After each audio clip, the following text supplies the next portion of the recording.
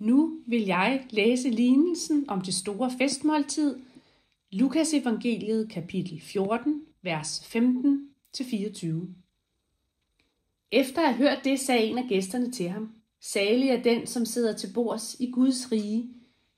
Jesus svarede: Der var en mand, som ville holde et stort festmåltid og indbød mange. Og da festen skulle begynde, sendte han sin tjener ud for at sige til de indbudte: Kom, nu er alt rede. Men de gav sig alle som en til at undskylde sig. Den første sagde til ham: Jeg har købt en mark og bliver nødt til at gå ud og se til den. Jeg beder dig have mig undskyldt. En anden sagde: Jeg har købt 5 par okser og skal ud og prøve dem. Jeg beder dig have mig undskyldt. Og en tredje sagde: Jeg har lige giftet mig, og derfor kan jeg ikke komme. Tjeneren kom tilbage og fortalte sin herre dette. Der blev husets herre vred og sagde til tjeneren: Gå straks ud på byens gader og stræder og hent de fattige, vandfører, blinde og lamme herind. Og tjeneren meddelte: Herre, det er sket, som du befalede, men der er stadig plads.